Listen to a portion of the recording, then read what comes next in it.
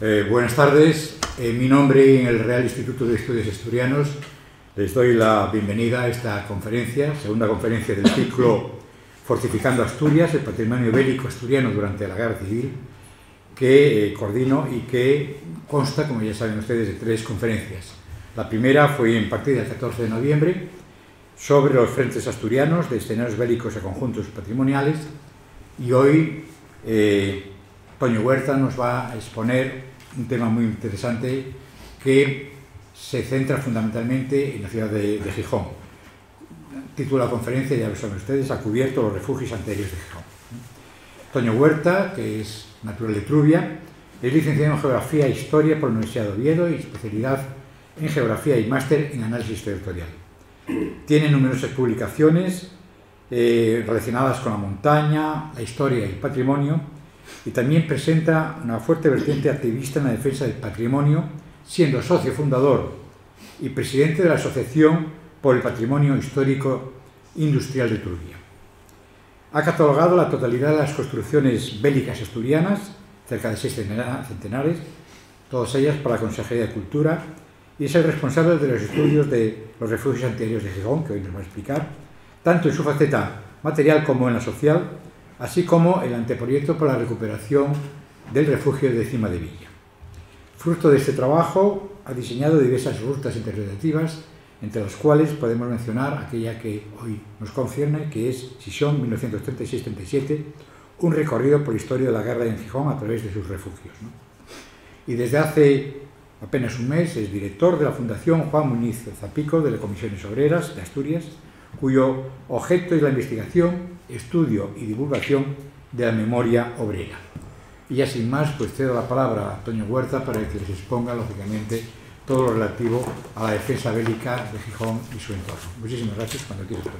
Muchas gracias, Tomás. Buenas noches ya a todas y todos, y bueno, agradeceros a los que repetís una vez más estar aquí después de la del martes pasado, y al resto, pues nada, a ver si no os aburro mucho. Ya sabes que yo hablo muy coloquialmente, los temas, los discursos más academicistas los suelo dejar para cuando escribo. Cuando me dirijo al público, pues bueno, hablo como soy yo.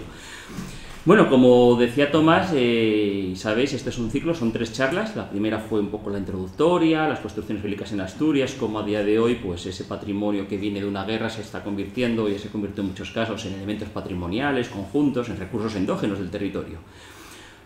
La del martes que viene vamos a centrarnos en un proyecto que desarrollé aquí de Oviedo el año pasado, y hoy nos vamos a Gijón, un proyecto que echando la vista atrás, ya lo decía el otro día, pues este proyecto comenzó ya en el 2010, luego os comentaré un poquitín los avatares.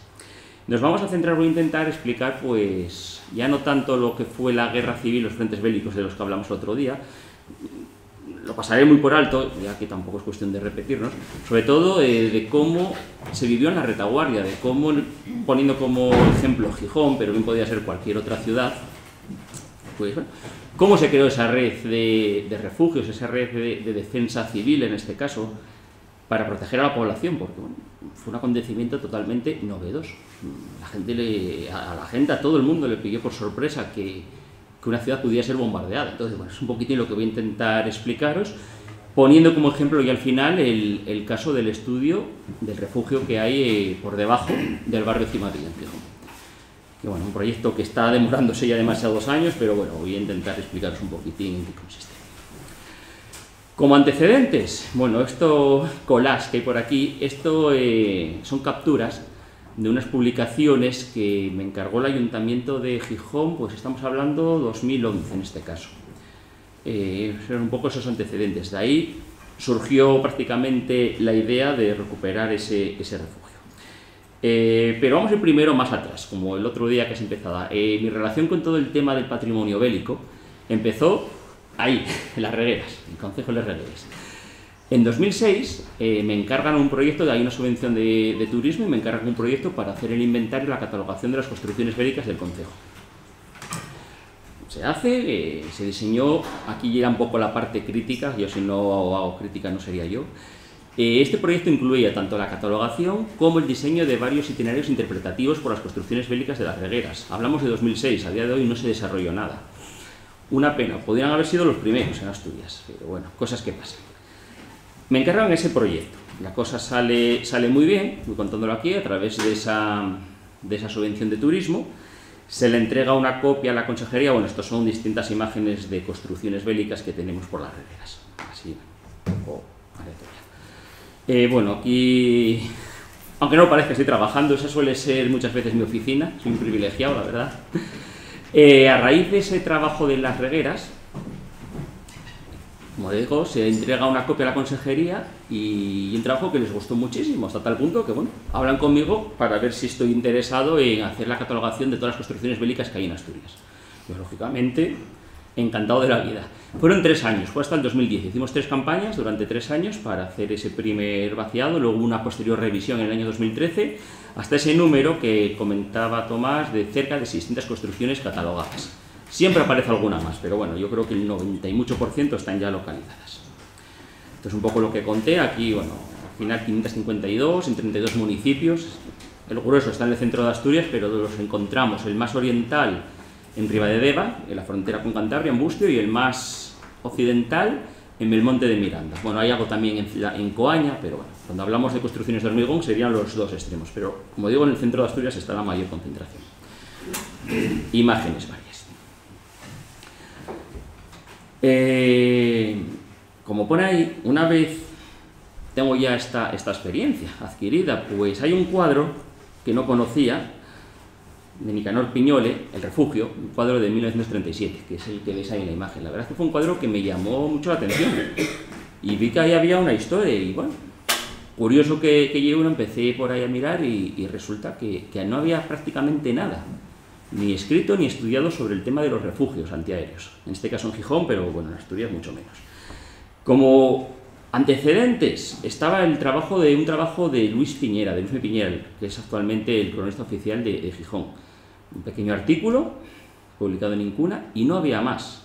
Luego sí que Héctor Blanco, coincidimos en el tiempo, una exposición que a día de hoy todavía se sigue instalando en Gijón, Gijón bajo las bombas, o si son les bombes, que es una preciosidad y os recomiendo visitarla si no la conocéis. Se suele instalar en la Biblioteca Jovellanos de Gijón.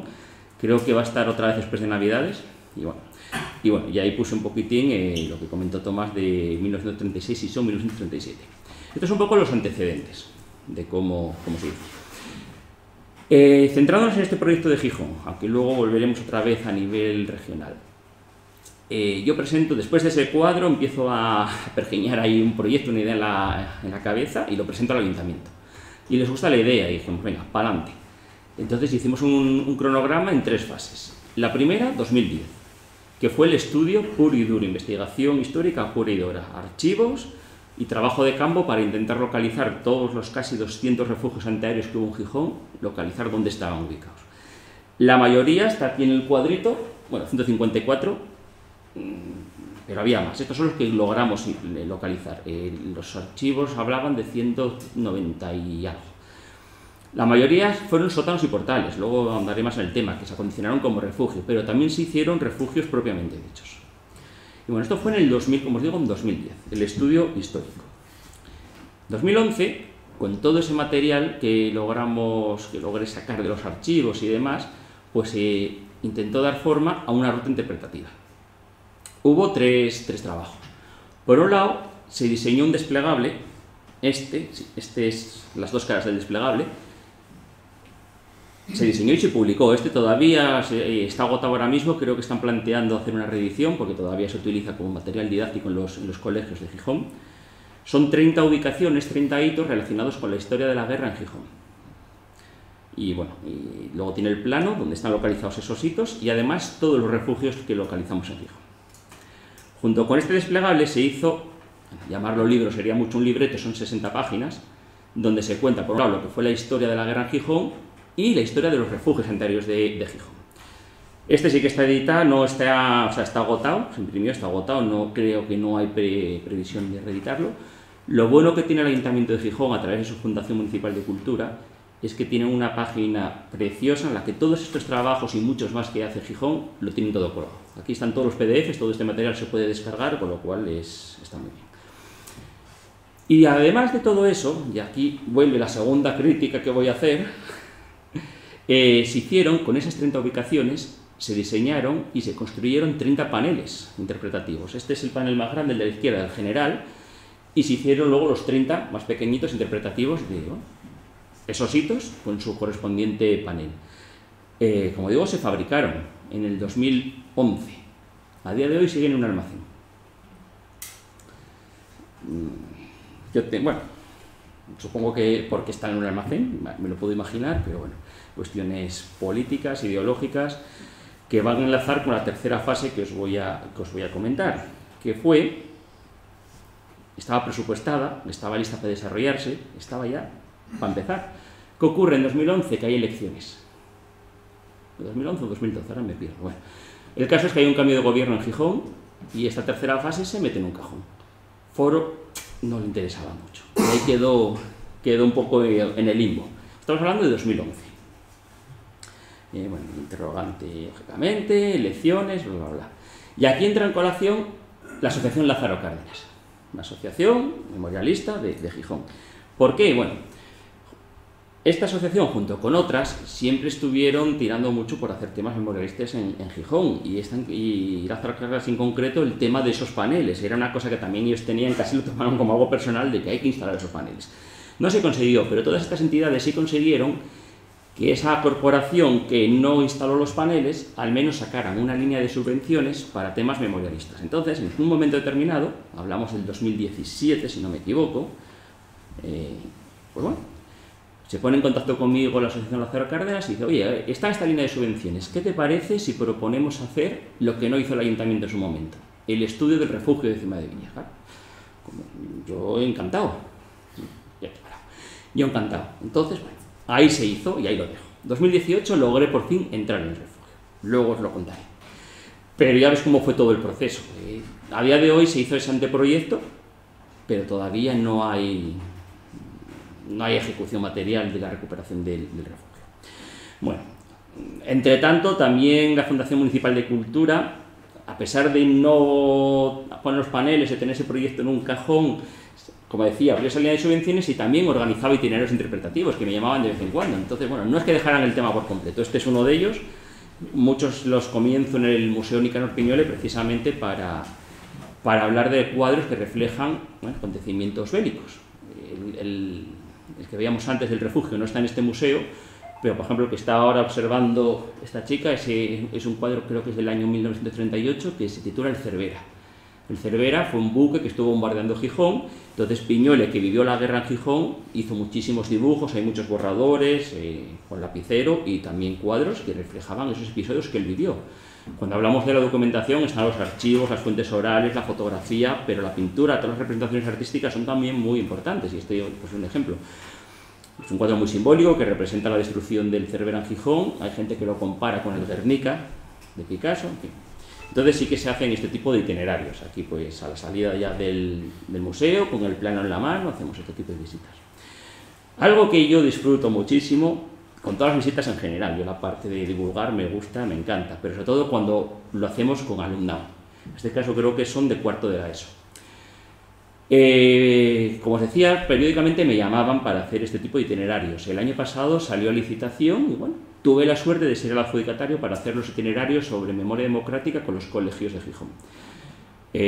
Por un lado hago los del movimiento obrero, otros son los de la represión.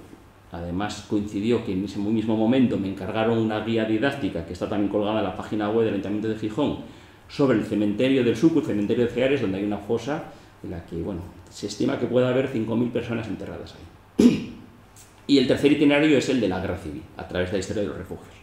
Esta es una de estas actividades que hago con los coles. De hecho, para este curso, ya me llegó, esta mañana me llegó ya la confirmación del listado, tengo 70 y pico aulas para hacer, a partir de enero, unas cuantas. Y la verdad que yo disfruto mucho explicando estas cosas. Entrando ya en materia, los refugios. Esto fue casi un poco la introducción. Para entenderlo hay que también conocer el contexto de la guerra. Voy a pasarlo muy rápido porque son las mismas diapositivas que puse el martes pasado, en el que explicaba los distintos frentes, cómo fue la guerra civil en Asturias, entonces lo voy a pasar bastante rápido. No lo salto del todo porque hay gente que no vino el martes, entonces bueno, para tenerlo, pero muy correcto. Esto sí que lo salto, fechas, nada. Mapa de Asturias. que vimos el otro día también. Eso que veis en rojo son todas las zonas, por decir así, calientes, zonas de frentes, zonas donde hubo batallas. Muy esquemático, está muy... Y el cuadro ese de colorines son todos los concejos de Asturias donde hay construcciones bélicas catalogadas. La ves que son un puñadín de ellos. Están por colores por las distintas fases en las que hicimos el estudio. Vale. En primer lugar, el cerco de Oviedo. 18 de julio del 36. Se produce la sublevación militar, el golpe de Estado. Aquí en Asturias, ¿qué ocurre? El coronel Aranda, que es el que está en mando de las tropas en Asturias, pues se suma a esa sublevación militar. Unos días antes se había desplazado a Gijón para hablar con el comandante Pinilla, coloquialmente para tantearlo, a ver si él también se sumaba a esa sublevación. Efectivamente lo hace, hacen sus planes, regresa a Oviedo, y el 18 de julio del 36 declara el estado de guerra en Oviedo. Pinilla tiene que retrasar los planes un día, realmente un día en Gijón, porque en Gijón siempre hubo mucha fuerza del movimiento de izquierdas, ya estaban alertados de que algo se estaba preparando, entonces hay una mayor oposición. De hecho, la única zona de Asturias donde triunfa ese golpe de Estado fue Oviedo. Oviedo queda a manos de las tropas y voluntarios sublevados. Mientras que en Gijón se intenta, salen a la calle, hay combates, pero tienen que replegarse los cuarteles. De hecho, lo que marcó la guerra en Gijón durante el primer mes fue ese asedio al cuartel del Coto, del cuartel del Simancas, por parte de las tropas gubernamentales, hasta que los toman y ya Gijón se convierte, por decirlo de alguna manera, en la capital de la Asturias republicana, mientras que Oviedo, en manos de las tropas sublevadas, sufre un cerco brutal. Hablo de que hay hasta 5 líneas defensivas. Pensar que bueno, las tropas republicanas estuvieron a punto de tomar Oviedo, llegaron a la Plaza América, hasta que luego ya llegan las columnas gallegas y un alivio para los asediados de Oviedo, pero en torno a la ciudad son 5 líneas defensivas y ofensivas, las más retrasadas en Fozana, en Siero, o en Llanera, por detrás de Naranco, son las más retrasadas ya que hay. Solo un dato, pensar que hoy vamos a hablar del caso de Gijón, porque es el que tengo estudiado, todo el tema de las redes de refugios. Oviedo también estuvo completamente asediada por las tropas gubernamentales en este caso. Hubo también bombardeos aéreos en Oviedo, aquí lo que más daño hizo fueron los cañones, todo ese cerco tenía muchas baterías de artillería. Oviedo fue la capital de provincia que quedó más destruida de España durante la Guerra Civil.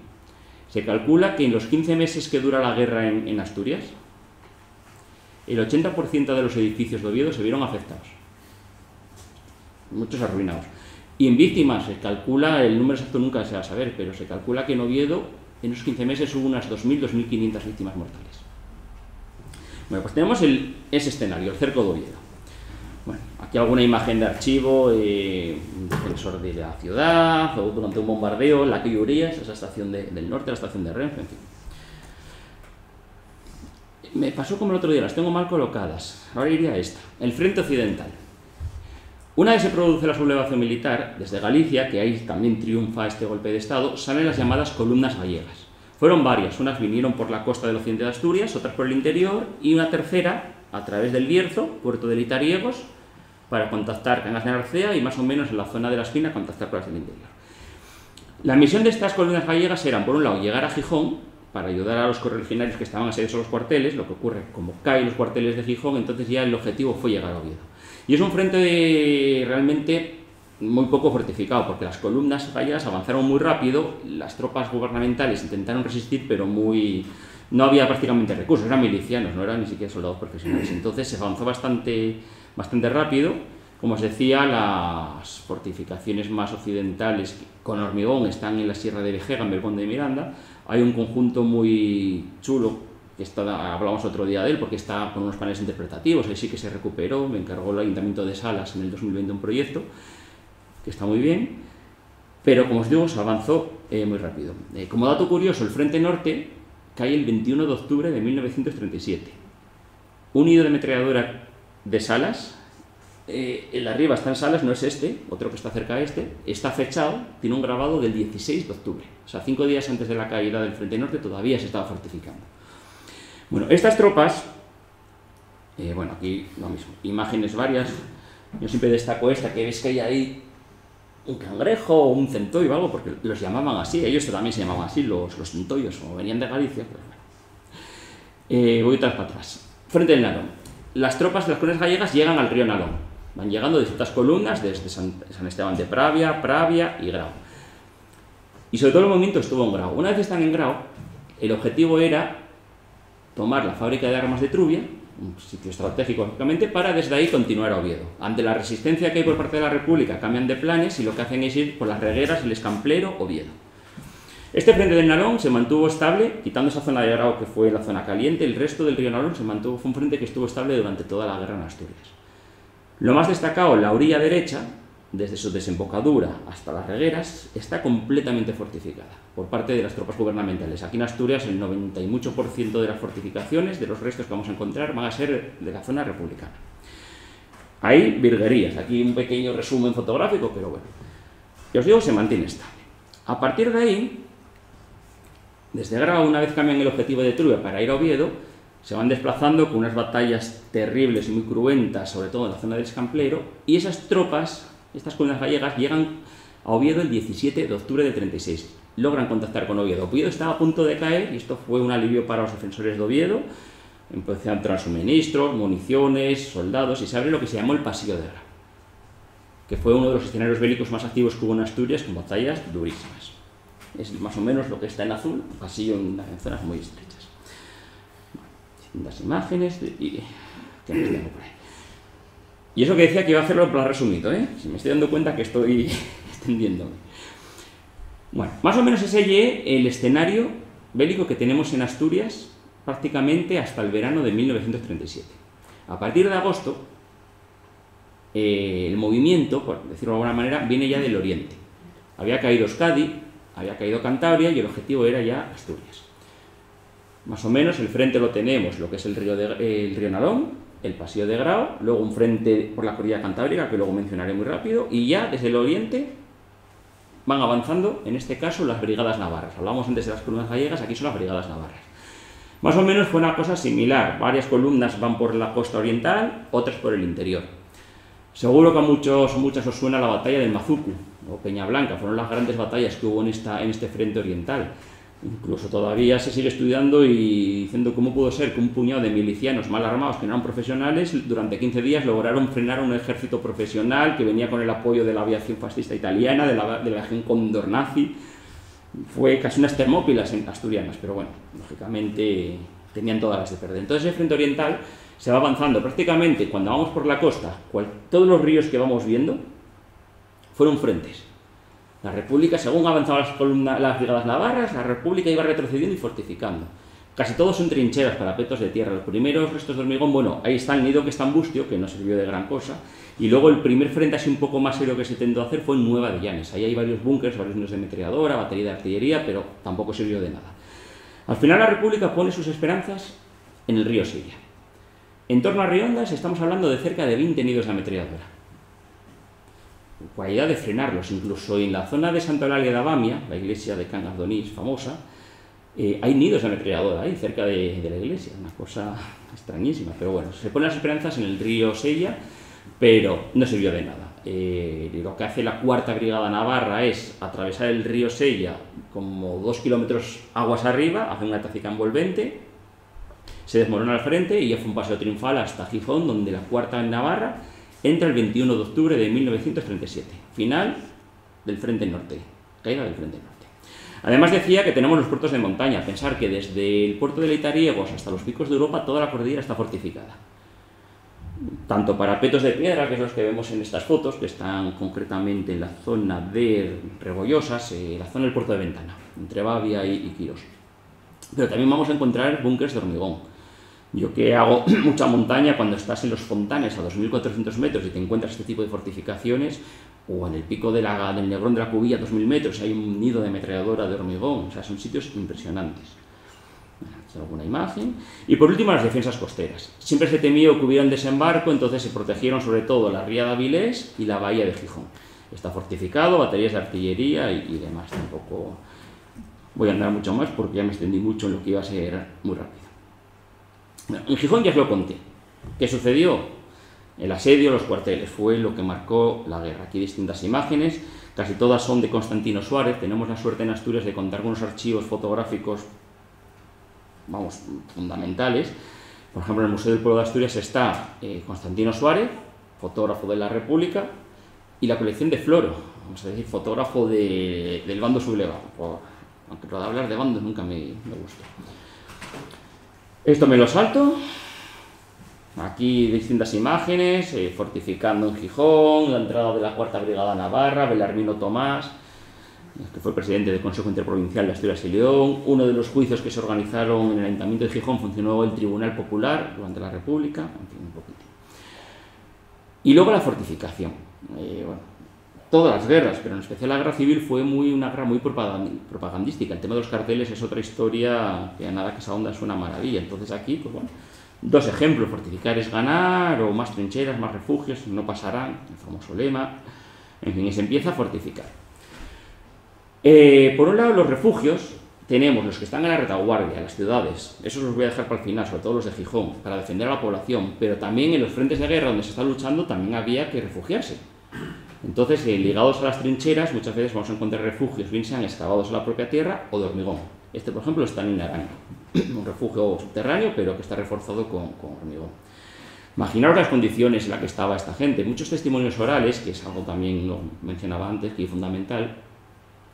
Aquí en Asturias, quitando puntos muy concretos, Escamplero, la zona del Paseo de Grao, Mazuco en su momento, fueron frentes relativamente tranquilos, y hay testimonios de personas que estuvieron luchando y dicen que estaban deseando entrar en acción, que deseaban que hubiera batalla, porque lo que peor llevaban, aparte del barro, de los piojos, de las chinches, esto lo digo literal, es lo que cuentan ellos, pero casi lo que peor llevaban era el tema de la cabeza, el tema psicológico, de estar ahí en tu posición, en una trinchera, un día y otro, sin saber si te van a atacar. Si te van a atacar dentro de 5 minutos, mañana, es incertidumbre. Decían que era lo que peor llevaban. Entonces, cuando entraban en acción, que a lo mejor era simplemente hacer una pequeña escaramuza, estaban deseándolo, simplemente por salir de esa rutina.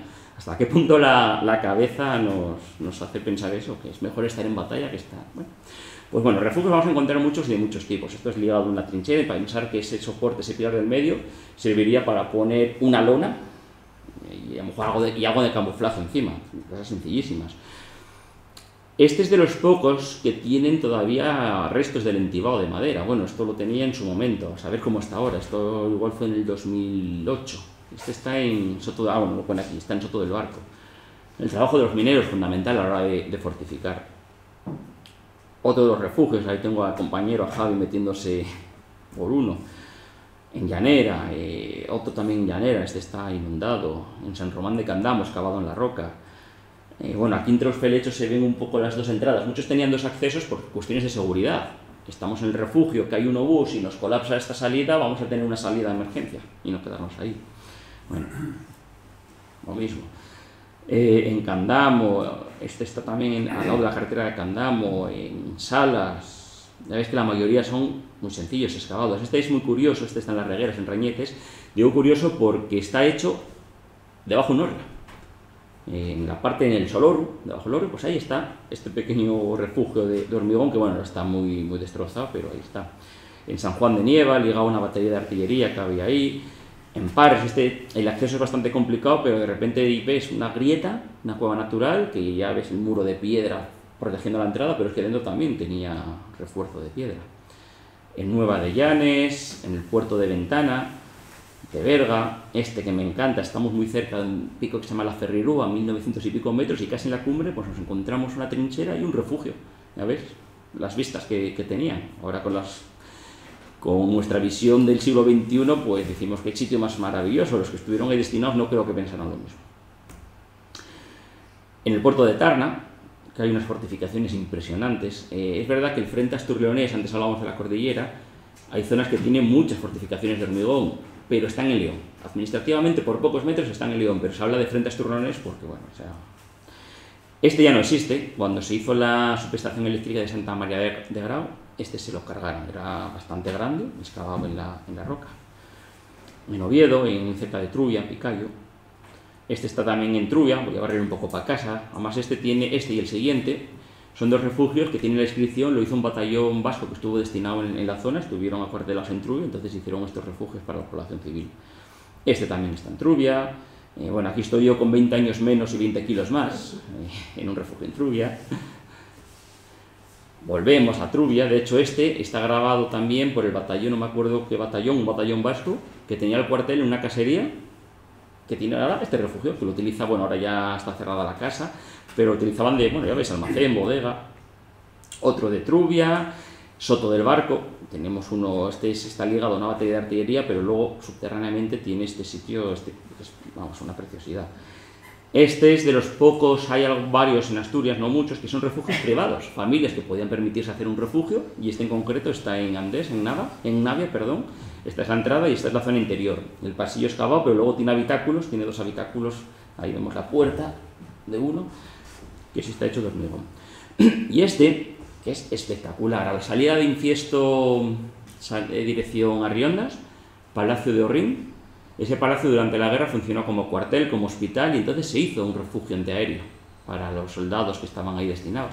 Exteriormente es una mole inmensa de hormigón, y dentro esta es una de las salas, hay 3 salas como esta. Bueno, el inquilino, el murciélago, estaba por ahí, pobre. Este es espectacular, la verdad, y ahí está, en Infiesto. Gijón, ya me voy centrando en Gijón, no sé cómo voy de tiempo. Yo creo que vamos bien, ¿eh? En Gijón, en esa época no está muy clara la población, más o menos rondaba las 55.000 personas. Yo digo que no está muy clara porque, comentaba antes, Gijón se convierte en la capital de la Asturias republicana. Entonces, además de la población propia de Gijón, llegó muchísima gente a refugiarse a Gijón. El tema de los refugiados, que seguimos todavía con este tema, con este problema de tantas personas, pues bueno, Gijón fue mucha gente a refugiarse, entonces no se sabe realmente qué población había. Y Gijón muy pronto, como otras ciudades, pero ahora ya me centro en Gijón, muy pronto sufrió ya los ataques hacia la población civil. Además, nunca mejor dicho, por tierra, mar y aire. Lo primero, no sé si oísteis alguna vez el término Paco, los Pacos. Los Pacos eran francotiradores. Lo de Paco no deja de ser una onomatopeya, el fusil sonaba como un pac, y de ahí quedó Paco. Además, y en muchas zonas de España se les denominaba así. Generalmente, y en el caso de Gijón, que como os digo, el que tengo estudiado, generalmente fueron falangistas que cuando los soldados se repliegan a los cuarteles de Gijón, ellos intentan unirse a ellos. Al no conseguirlo, pues lo que hacen es subirse por azoteas, pisos, y desde ahí hacer la función de francotirador. Cualquier persona que consideraban que podía ser enemiga, disparar. Sin más. Hay una anécdota, una anécdota trágica, en la plaza, ahí se me fue el nombre, en Begoña, en Gijón, el paseo de Begoña, cerca donde está el teatro, había unas viviendas, sigue estando el edificio ahí. Y bueno, en un momento determinado, un señor que vive en el primer piso se asoma al balcón, un poco hacia la ventana, a echar un pito, a fumar. Abajo había un corrillo de milicianos. Esto está documentado, y, por lo menos oralmente, y el testimonio oral que está recogido. Entonces, uno de ellos, así por el rabillo del ojo, ve algo extraño. Parece ser que este hombre no estaba asomado, estaba un poco hacia adentro, pero este miliciano vio el humo del cigarro. Automáticamente entraron, tiraron su puerta abajo y le pegaron un tiro, lo mataron, pensando que era un francotirador. Se pensaban que ese humo había sido de un disparo o del arma, cuando el hombre estaba fumando. Eso ocurre en los primeros días, para que veáis lo que es un Gijón en guerra en esos primeros días de incertidumbre, todo es alerta, muy a flor de piel. Bueno, pues esto ocurre en los primeros días de Gijón. Por mar, aquí tenemos al que solía llamarse el chulo del Cantábrico, el almirante Cervera. Este barco, que nunca me acuerdo si es un destructor o un crucero, yo como ahí no distingo, bueno, aquí tengo destructor en el texto, así que será destructor. Este barco, en los primeros días ya de guerra, más que de guerra, de intento de golpe de Estado, sale del Ferrol con destino a Gijón, precisamente para intentar ayudar a las tropas que se sublevan en Gijón y están acuarteladas. La misión de este barco se planta en la bahía de Gijón y era disparar a las tropas republicanas, básicamente milicianos, mineros, los que todos estuvieron en Gijón, disparar sobre ellos para intentar defender a los soldados que estaban asediados. En un momento determinado, el capitán del barco recibe la orden de disparar contra la población de Gijón, contra la ciudad. Él al principio se niega, dice, esto tiene que ser un error. Se niega, pero no. Disparar contra la población de Gijón. Imaginar los daños que causó este y otros barcos que estuvieron en Gijón. Sobre todo en estos primeros días lo que buscaban era jugar con el miedo. Decir, vamos a ver si disparamos sobre Gijón y la ciudad se rinde ante esa destrucción. No se rindió y, como os digo, sufrió muchísimos daños, muchísimas víctimas.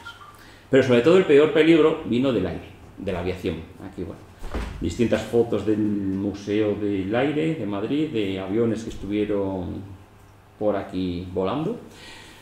Estamos hablando de que la sublevación 18-19 de julio, el primer bombardeo que sufre Gijón fue el 22 de julio. Apenas 3 días después de empezar todo.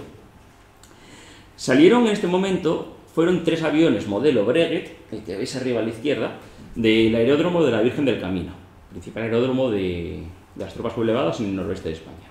La misión principal, intentar ayudar a los soldados que estaban asediados a los cuarteles, soltándoles víveres, municiones, pero de la que ya vuelven a la Virgen del Camino, cuando están en la zona del barrio de la Calzada, ya ves que podría ser, desde el punto de vista estratégico, la Calzada, un barrio obrero, pues bombardean la Calzada. Se producen, creo que fueron 3 víctimas mortales en ese primer bombardeo del 22 de julio. Sí, lo tengo, 3 víctimas. No tenían mucho sentido, pero realmente el peor bombardeo sería, bueno, estos son imágenes de aviación. Esto lo poníamos antes de pequeño, Oviedo, aunque estamos hablando de Gijón, al final también esto sucedió en Oviedo, lógicamente. En una guerra, pues, víctimas son todas y todas las personas. Otra aviación. Esta, no, ahora mismo yo creo que es en Oviedo, puede que sea la zona del Campillín, pero no estoy seguro. Porque, bueno, pensar que donde está hoy el parque del Campillín, eso era una barriada, todo eso eran viviendas que quedó destruido durante la guerra. Ese parque se debe a la destrucción de la guerra. Una fecha, 14 de agosto. Fue el peor bombardeo que hubo en Gijón. Ahí reseña en negrita más de medio centenar de víctimas. Hay cifras que van desde las 60 personas hasta el centenar de víctimas mortales en este bombardeo. Bueno, ya lo leéis, pero objetivos de ese bombardeo: un parque infantil, una escuela, la estación de ferrocarril, la calle Corrida, calle Cabrales.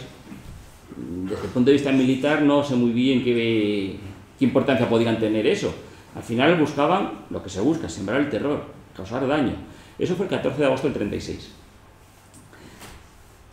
Vale, realmente nunca vamos a saber el número exacto de víctimas mortales por los bombardeos de Gijón. No hay una cifra exacta, ni que se aproxime. Son todo conjeturas. Porque en los partes de defunción, por desgracia consulté alguno, ponen la causa de la muerte. Imaginar, traumatismo craneoencefálico, pero no pone qué lo causó. Más o menos, ves las fechas, bueno, en esta fecha hubo un bombardeo, pues posiblemente ese traumatismo fue causa del bombardeo.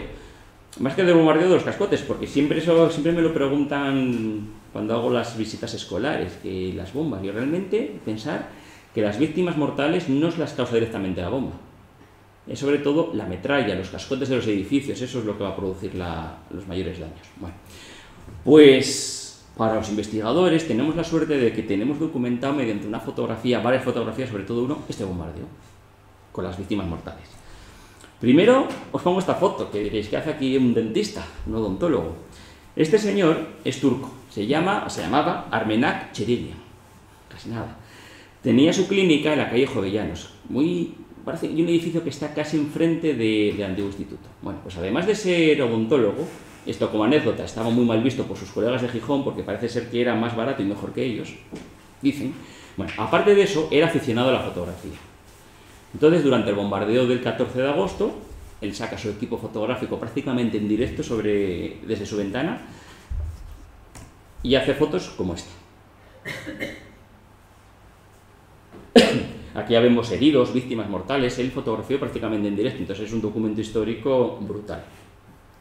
Como digo, esto sucedió el 14 de agosto.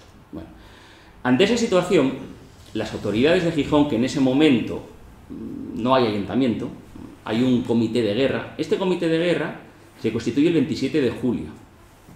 Días antes, incluso antes del 18-19 de julio, unos días antes, se había constituido un comité de defensa. Ya todos estos sindicatos, partidos de izquierda, se estaban preparando porque se pensaban que iba a pasar algo. Por desgracia tuvieron razón. Entonces, cuando ya se está en un escenario de guerra, ese comité de defensa pasa a denominarse un comité de guerra. Y tras esos bombardeos, pues empiezan a pensar qué hacemos, porque esto pidió por sorpresa a todos. Entonces, en los diarios locales, sobre todo el diario Avance, pues bueno, publican una serie de instrucciones. ¿Qué hacer en caso de bombardeo? Ni ellos lo sabían. Yo cuando esto vuelvo otra vez a los itinerarios escolares, cuando lo cuento, claro, lógicamente con 15, 16 años lo toman a risa. Pero bueno, hay que vivirlo. Lo toman a risa cuando digo, además les pregunto, ¿cuál crees que fue la primera instrucción que aparece publicada? Claro, esconderse, no sé qué, tal, refugiarse. ¿Y yo dónde? No hay refugios. La primera instrucción era recomendar a la gente que no se quedara mirando los aviones. Claro, 1936, la mayor parte de la gente de Gijón en su vida había visto un avión. Como mucho a lo mejor haciendo espectáculos aéreos, lo que menos iba a pensar es que un avión te iba a soltar una bomba. Entonces eso, no te quedes mirando los aviones. Eso fue la primera red de defensa civil de Gijón. No te quedes mirando los aviones y escóndete donde puedas. Con el tiempo se va, entre comillas, normalizando un poco la vida desde el punto de vista administrativo. Estos distintos comités, hubo varios comités de abastos para suministrar alimentación, comida. Había el comité de investigación y vigilancia, que venía a ser un poco la represión en la retaguardia. Bueno, van desapareciendo, sobre todo a partir de mediados de octubre, cuando ya se crea una gestora municipal. Se intenta ya dar vida, una vida municipal. Entonces se organiza, no es que estoy viendo aquí un nombre, Guillermo Cuesta Sirgo, ¿no? Yo creo que era Fernández Iomaña, el arquitecto municipal de Gijón. No sé por qué ese nombre se me coló ahí. Bueno, el arquitecto municipal tiene el encargo de esa gestora municipal de crear una primera red de refugios. Él lo que hace, tirar de lo que tiene más a mano, que son sótanos y portales. De hecho, se empiezan, creo que hasta el número 67. No vale a cualquiera, de hecho, por eso fue importante la labor del arquitecto. Él revisaba portales, sótanos, cuya estructura pudiese aguantar un bombardeo. No vale a cualquier edificio. Si estás en el sótano y se te cae encima con un bombardeo, no te soluciona nada. Entonces, busca edificios con una estructura recia que aguantaran esos bombardeos. Y hace esa primera red de 67.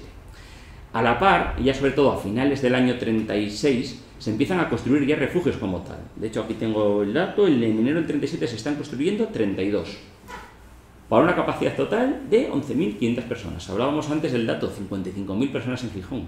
O sea, la mayor parte de la población de Gijón no tenían de refugiarse cuando atacaban la ciudad. Pues esto ya va cogiendo forma, se va creando esta red. Hay unas instrucciones, se va todo, hay vigilancia, porque hubo sabotajes en los refugios, quintocolumnistas, entonces ponen vigilancia, pero bueno, se va poniendo un poquitín ya lo que es, lo que es la red de refugios.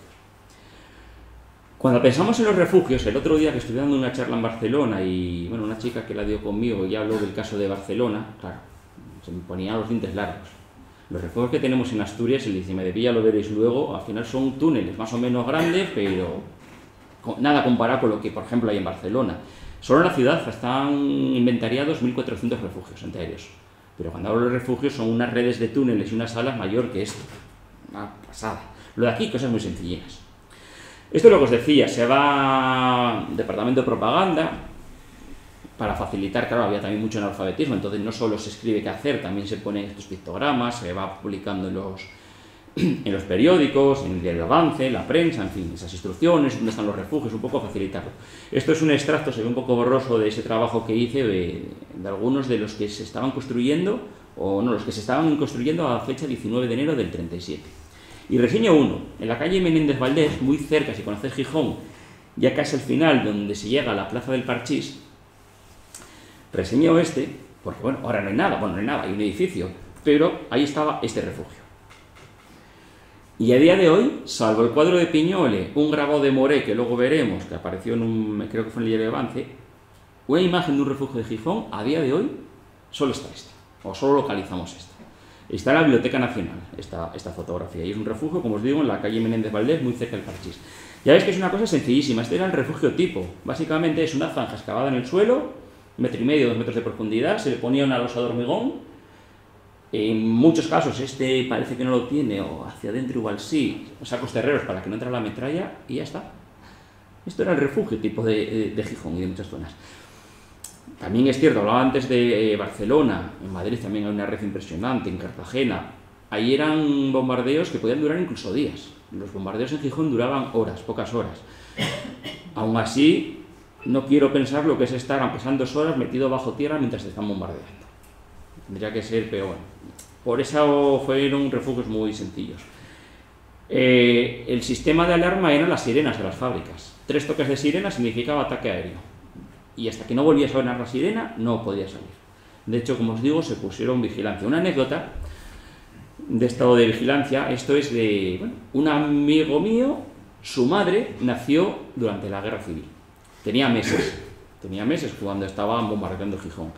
Vivían cerca del ayuntamiento. Su edificio tenía el sótano acondicionado como refugio. Entonces, bombardeo, se refugian. Era un sitio relativamente pequeño y había mucha gente. En un momento determinado, la madre de mi amigo, la bebé, se empieza a poner azul, se estaba ahogando. Entonces, claro, la madre sale. A la puerta están los milicianos y dicen, ¿dónde vas? Y claro, cuando ven cómo está el crío, al final se quedan ellos con el crío, ya vuelve al refugio. Según cuentan, pues estaban bombardeando cascotes, ellos protegiendo al bebé hasta que recuperó un poco y ya se lo devolvieron a la madre.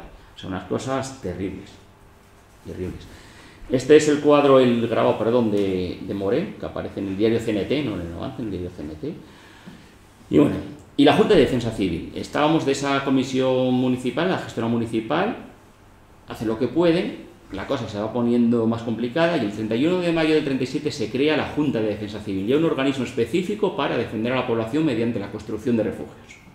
La sede estaba en la calle San Bernardo, en Gijón, y Gijón es el que se llevó, bueno, de hecho se habla aquí se llevaban recaudadas 134.000 pesetas y con ellas 98.000 prácticamente fueron para Gijón, una subvención. Ocurre lo de siempre, pronto el Comité de Defensa no tiene recursos, de hecho se hacen suscripciones populares. En el Archivo Municipal de Gijón y en el Histórico de Asturias está la relación de toda la gente que dio dinero para la construcción de refugios, desde sindicatos, sindicato de maestros de no sé qué, me parece que dieron 25.000 pesetas, fueron de los que más aportaron, pero aparecen también personas a título personal, fulanito o fulanita aporta 5 pesetas, 3 pesetas. También estaba la construcción. En octubre del 36, la República militariza a todos los varones creo que era de 16 a 45 años. En el caso de los refugios, lo que hacen es que esos varones de 16 a 45 años obligatoriamente tenían que destinar 60 horas en la construcción de refugios antiaéreos. De hecho, también en el Archivo Municipal de Gijón están las fichas de fulanito de tal, trabajó tal día tantas horas, cual tal día requirió que se le entregaran unas zapatillas, me acuerdo del dato de las zapatillas, porque fue unas zapatillas, en fin. También tuvo mucha importancia el trabajo de los mineros.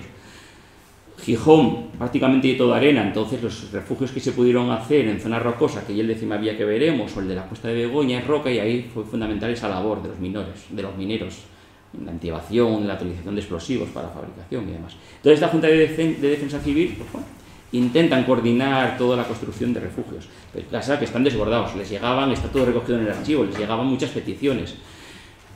Una petición de la maestra de Ceares, creo que era, solicitando un refugio para poder proteger a sus niños, como pone, porque también sufrieron los bombardeos, en fin, una locura. Vale, esto es durante la guerra. Y yo siempre digo, cuando termina la guerra, en este caso cuando cae el Frente Norte, y luego ya en abril del 39, la guerra en España, la historia de los refugios continuó. Antes hablamos de la Junta de Defensa Civil republicana. Ya durante la dictadura aparece la Junta de Defensa Pasiva. Ya se crea el 28 de abril del 38, claro, en la zona que estaba ya bajo el gobierno de Burgos, pero sobre todo la fecha clave y el 20 de julio del 43. Ahí hay un decreto de presidencia en la que se dice que toda la población que tiene más de 20.000 habitantes tiene que tener refugios antiaéreos, o aprovechar los que había o hacerlos nuevos.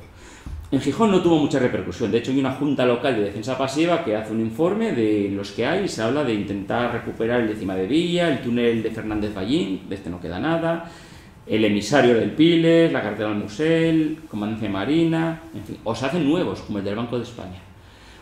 El Banco de España se construye en los años 40 y es lo que hoy es la Biblioteca Jovellanos. Pues ahí hay un sótano en el que hacen exposiciones, yo creo que tengo la foto, y eso es un refugio antiaéreo. De hecho, este de la izquierda es el plano de lo que fue el Banco de España. Aquí son fichas en las que se hablan de estos refugios, en este en concreto pues no lo leo, habla de los túneles de Begoña. Está fichado aquí, un poquitín, cuánto mide, en qué estado está, hacen planos. Esta es la sala que os comento.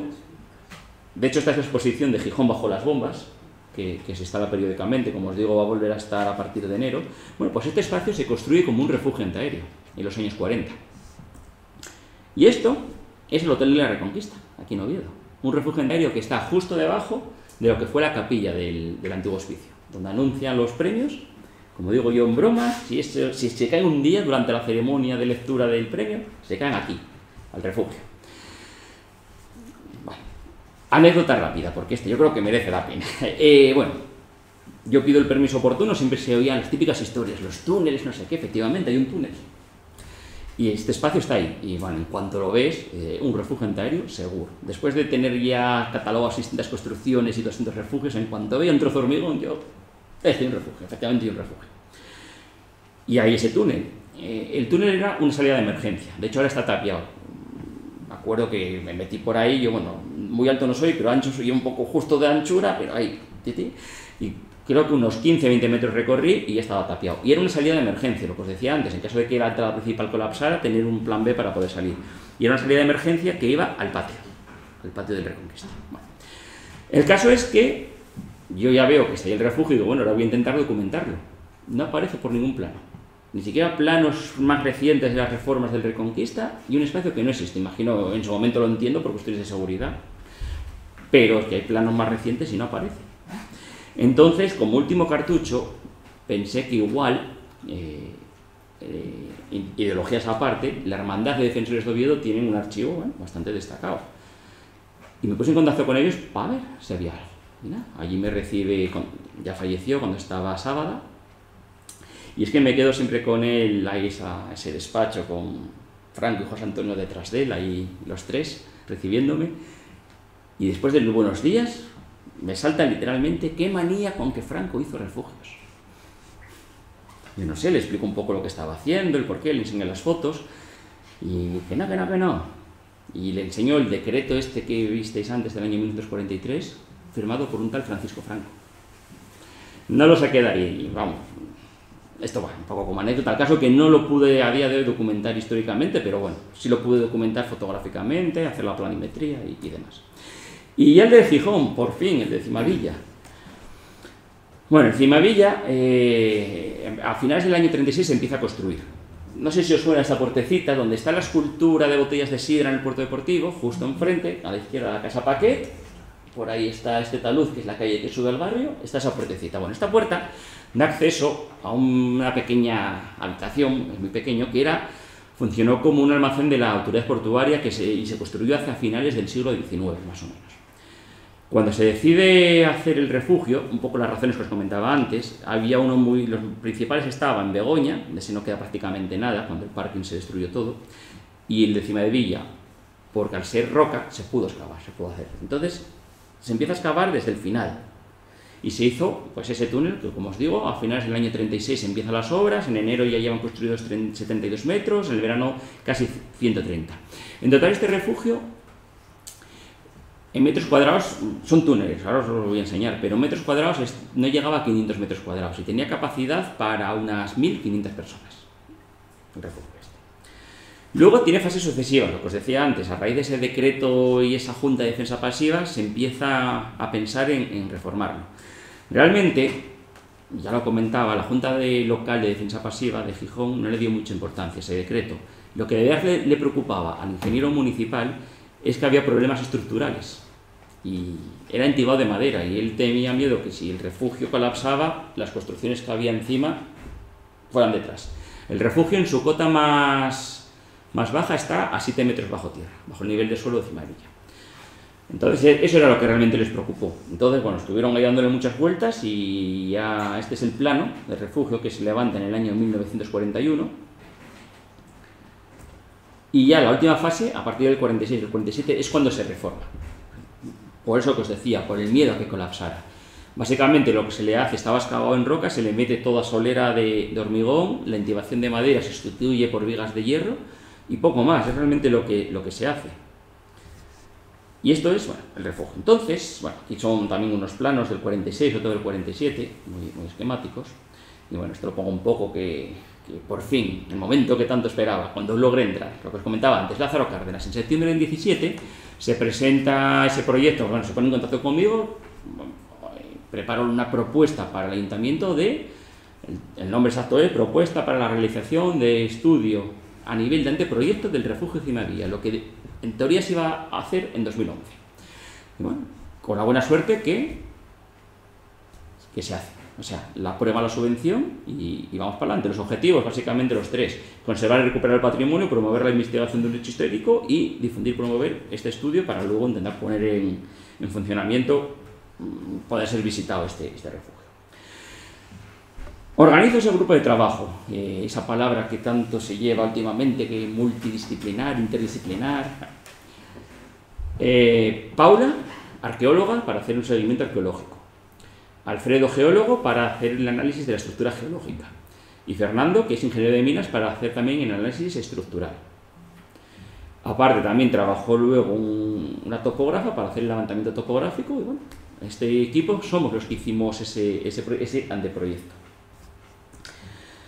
Estructura. Bueno, análisis, ¿qué se hizo? Se midieron los gases, se analizó esa estructura, los puntos peligrosos, en fin, lo típico. Vamos viendo ya el refugio ahí mientras estamos haciendo el trabajo. Está muy bien conservado, no había gases, estaba la atmósfera muy, muy limpia.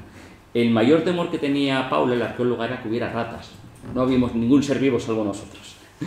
Agua tenía algo, tampoco mucha, estamos hablando de un cuarto de agua. No, la verdad que impresionante de cómo está. Vais viendo que, por ejemplo, hay secciones que tiene bóveda, aquí es sección rectangular, se ensancha un poco. Ahí, en la anterior, veis que aquí hay, no sé si se ve muy bien con la luz, hay una vigueta, hay un trozo de madera que está apoyado, lo pusimos un poco de seguridad. Imaginar cuando entramos, lógicamente completamente a oscuras. Vamos con nuestros frontales, luego ya pusimos unos focos, pero la primera inspección solo llevamos frontales. Está el ingeniero y yo voy el segundo. Detrás de mí creo que iba el auxiliar, el trabajador que trae el ingeniero y luego la arqueóloga la última.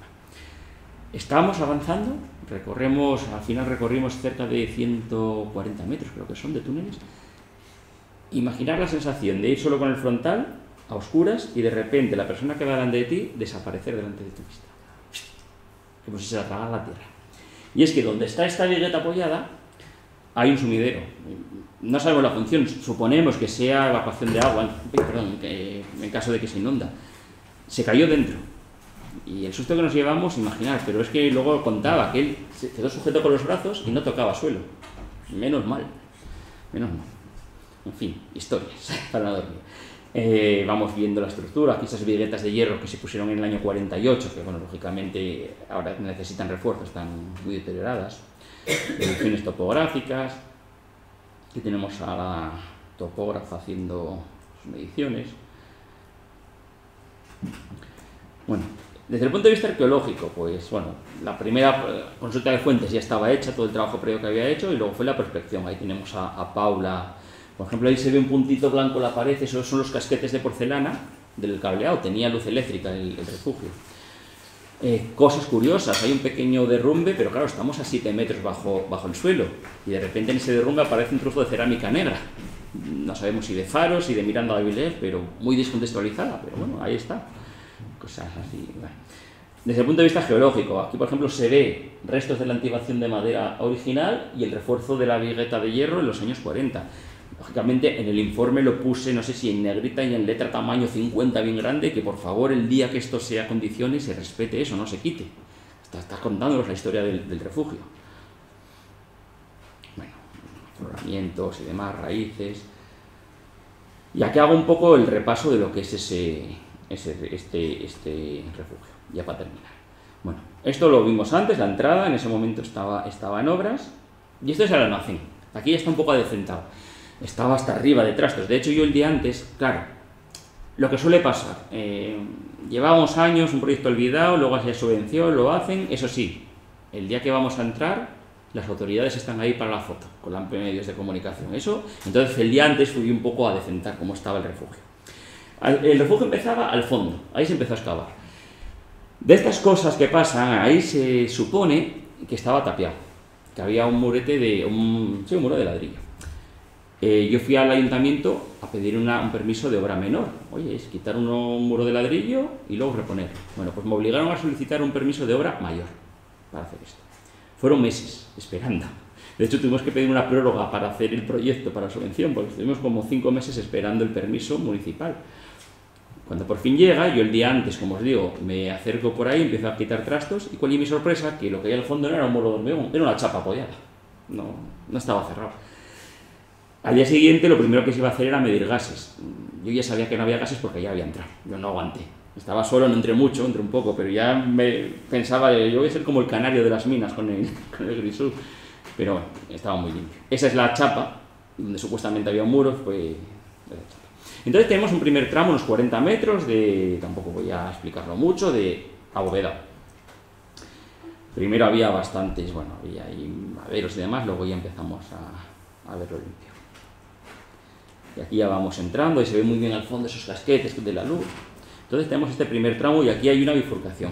Esto también fue un poco sorpresa, porque este murete que veis enfrente, detrás de él empiezan unas escaleras, solo hay 2 peldaños y luego está tapiado pero ya con hormigón.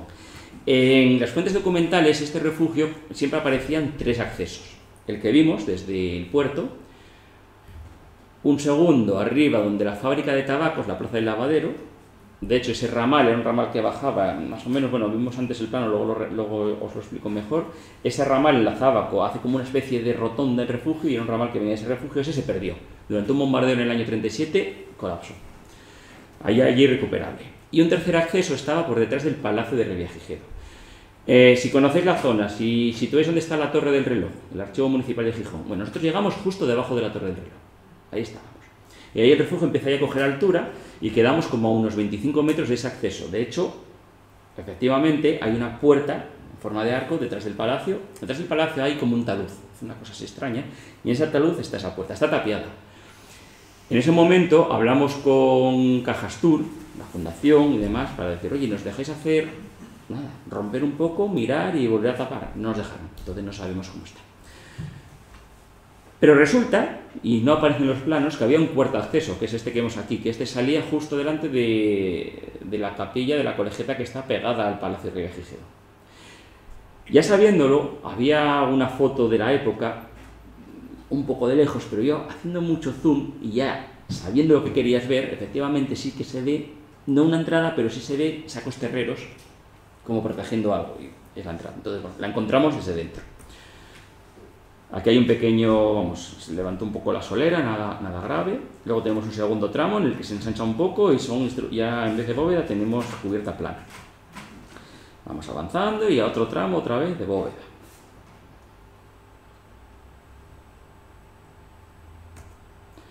Y de repente nos encontramos un azulejo con una fecha, 6 de febrero de 1948. Y efectivamente, en la documentación, esta fecha aparece como que es cuando se finaliza la obra de reforma de consolidación del refugio de Cimadevilla.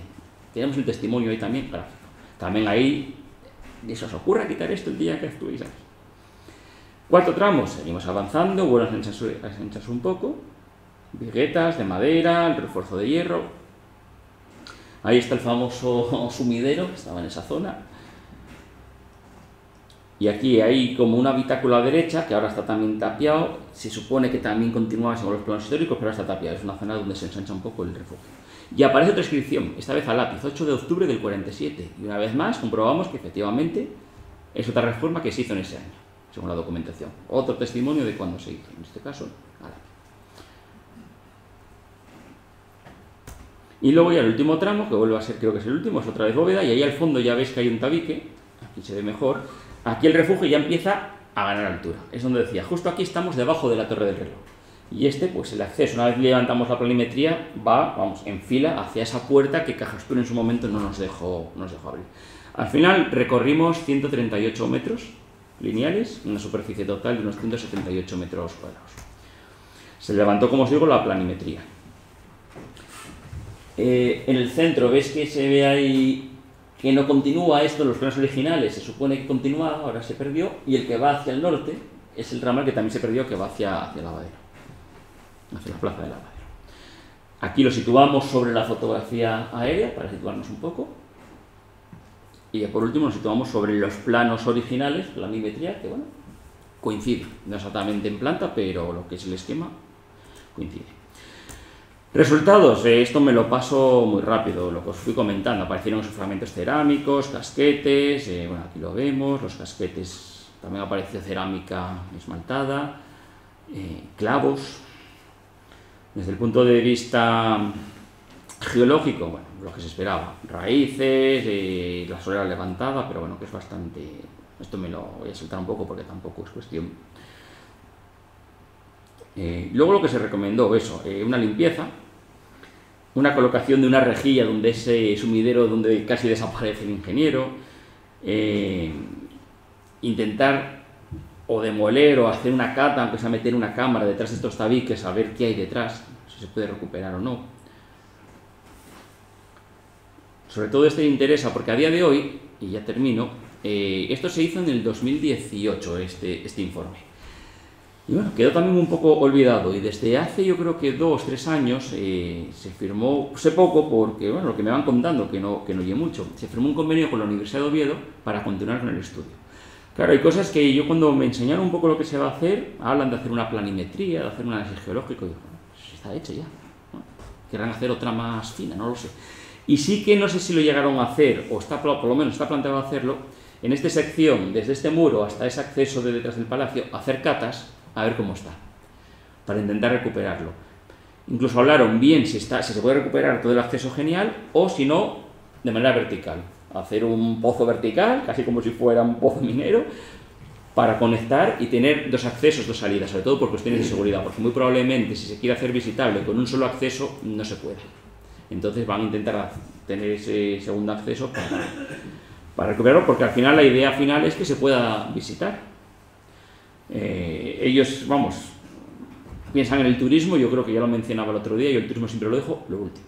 A mí el verdadero valor de todos estos elementos, de este proyecto, es el valor histórico, didáctico, pedagógico, que luego se aprovecha desde el punto de vista turístico, bienvenido sea, por supuesto, no soy un turismofóbico, pero los valores para mí fundamentales son esos, más que pensar en el turismo, que sea consecuencia de, no el objetivo. Bueno, lo paso rápido porque tampoco... Y al final se hizo pues un pequeño actuaciones concretas que hacer y un cronograma. Estamos hablando de 2018, estábamos pensando que si todo iba bien, igual en el 2021 podía estar haciéndose visitables. De hecho, hasta se hizo una valoración económica de lo que serían las 2 siguientes fases, luego faltaría ya la ejecución, que lógicamente hasta que no se haga el proyecto no se sabe la cuantía exacta, pero bueno, quedó ahí cortado y nada, y con esta cita de Pedro Garfias yo ya termino la exposición, que lo que hoy os quería contar. Creo que me extendí como siempre, a mí que pararme. Y bueno, espero que no os haya aburrido mucho, que por lo menos un poco, aunque sea de manera muy genérica, vieres lo que fue la defensa civil en Asturias, en Gijón, este proyecto que sigue en marcha, que esperemos algún día poder entrar al refugio. Y por mi parte nada más, daros de nuevo las gracias y a partir de ahora, pues si queréis comentar algo, pues estupendo.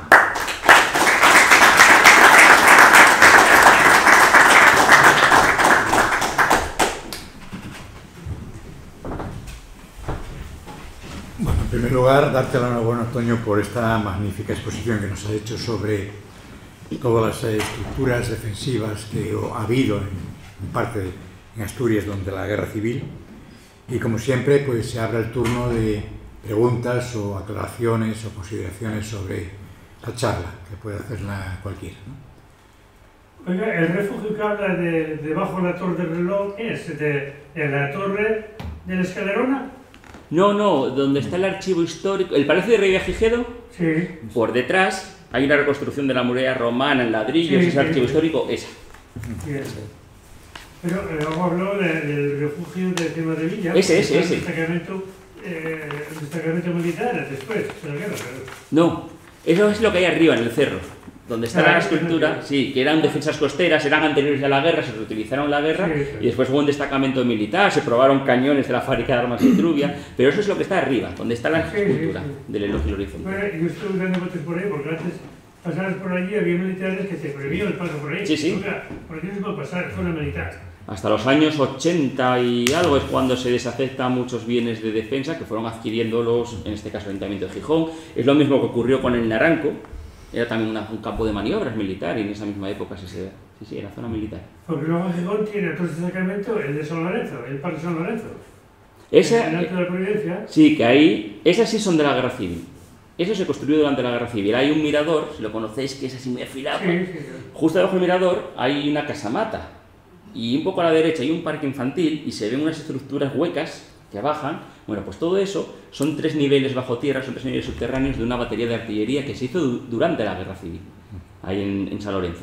De hecho, cuando estaba con este proyecto, era algo que siempre planteaba el ayuntamiento. Oye, en tanto en cuanto se hace el proyecto y se recupera el refugio de Cima de Villa, ¿por qué no se pueden hacer visitas tanto a lo del cerro, que últimamente se hizo alguna, pero sobre todo a lo del Cabo de San Lorenzo? Porque son 3 niveles, como os digo, subterráneos, está en perfecto estado de conservación, se entra desde un portón, porque la planta primera la utiliza Parques y Jardines para guardar maquinaria y se puede entrar perfectamente. Y bueno, ¿por qué no de vez en cuando hacer visitas? Pero sí, ahí había todo destacamento, lo mismo que en... Se me fue, ¿dónde está el faro? En Campo Torres, la Campo Torres, que también hay defensas costeras ahí, de la guerra. Claro, era mucho, claro. Bueno, yo quería hacer... Bueno, sí. Perdón, No. Sí. Gracias. Sí. Nada, una pregunta breve. No tiene que ver además con el refugio de Cimavilla, pero yo siempre tuve una duda con respecto a Cimavilla y es respecto a la destrucción de la iglesia de San Pedro. No sé si tú me podrías aclarar un poquitín cómo fue ese proceso, porque también creo que estaba dentro de un proyecto de reforma de un alcalde anarquista. Bueno, saber un poquitín cómo fue realmente la destrucción de esa iglesia anterior, que era del siglo XV. Además, sí. 2 partes. Mira, las 3 iglesias parroquiales de Gijón: San Pedro, San Lorenzo y San José. Esas fueron las 3 dinamitadas. Bueno, dinamitadas, destruidas. San Lorenzo se quemó, había... ¿En la guerra civil o...? En la guerra, sí. San Lorenzo se quemó, San Pedro se destruyó y San José, que es el ejemplo que mejor se ve, Constantino Suárez una vez más, tiene prácticamente fotograma, vemos cómo va cayendo. Esa la dinamitaron. Funcionó también como cárcel durante la Guerra Civil. Ahí hubo mucha... La República la utilizó como cárcel de hecho hubo ahí también uno de esos episodios dramáticos de represión en la retaguardia, que bueno... Y se destruyeron motivos ideológicos puros y duros.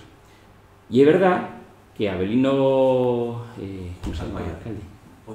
González Mayada, él y a través del arquitecto pues intentaron hacer lo que se llama el urbanismo revolucionario. De hecho hubo muchas reformas urbanas, que es algo que siempre me llamó la atención. Una ciudad que está en guerra, preocuparse de hacer reformas urbanas. Entonces, de esa época, y dentro de este programa de reformas urbanas, ese urbanismo revolucionario, por ejemplo, está la construcción de la balaustrada, desde el Náutico hasta San Lorenzo, se reforma esa balaustrada. Se derriba el mercado, que no sé cómo se llamaba, el mercado donde hoy está la Plaza del Parchís. De hierro, sí. Es en esa época, se derriba ese mercado para ganar ese espacio. Las casas de Veronda, esa zona también se derriba, o sea... Lo que pasa lo de la iglesia no tiene tanto que ver directamente con ese plan de reformas urbanas, pero te digo, fue algo que siempre me llamó la atención. Bastantes preocupaciones tenían como para hacer el urbanismo. Sí, hubo un proceso ahí de reforma, sí. Gracias. Muy bien. Bueno, estamos hablando, y yo quería hacer una intervención sobre refugios antiaéreos, ¿no? En Gijón, evidentemente. Eso significa que durante la Guerra Civil los refugios se hicieron tanto en las áreas republicanas como en las que estaban conquistadas por, lógicamente, por el lanzamiento, ¿no?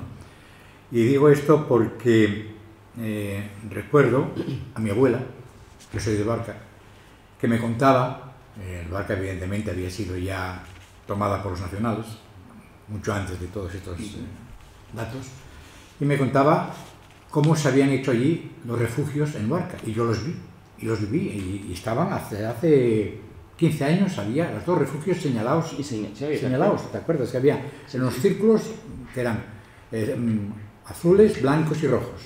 Eso era el refugio. Entonces había la entrada de Barca, antes de llegar a la farola, había 2 casas, una a la derecha y otra a la izquierda, en los cuales, en las puertas, estaban esos dibujitos circulares que eran los refugios antiaéreos. Yo entré en ellos para ver lo que era y era un sótano. Era un sótano normal y corriente a 3 metros de profundidad, y ahí se introducía a la gente. Me contaba mi abuelo que allí estuvo cuando los aviones de la República, evidentemente, bombardearon Barca, y además me contaba los muertos que hubo allí en la plaza al lado del ayuntamiento actual, pues al otro lado del río, en esa zona porticada, donde hay una casa porticada, ahí cayeron 2 bombas, y ya me contaban 2 amigas de ella que murieron allí en ese bombardeo, ¿no? Entonces, esto es la historia de una guerra, evidentemente, y por eso contaba los refugios, en este caso hechos por nacionales, frente a estos refugios hechos por la República, ¿no? Y eso es realmente lo más llamativo de todos estos datos, y que son muy importantes para saber lo que es una guerra, una guerra civil, que es quizás lo peor de las peores guerras que existen, las civiles. Y nada más, si no hay otras intervenciones, pues finalizamos esta segunda sesión y ya les espero para la tercera, que es el día 28 de noviembre, donde veremos pues, las construcciones de la guerra civil aquí en Oviedo. Muchísimas gracias por su asistencia y los espero el próximo día.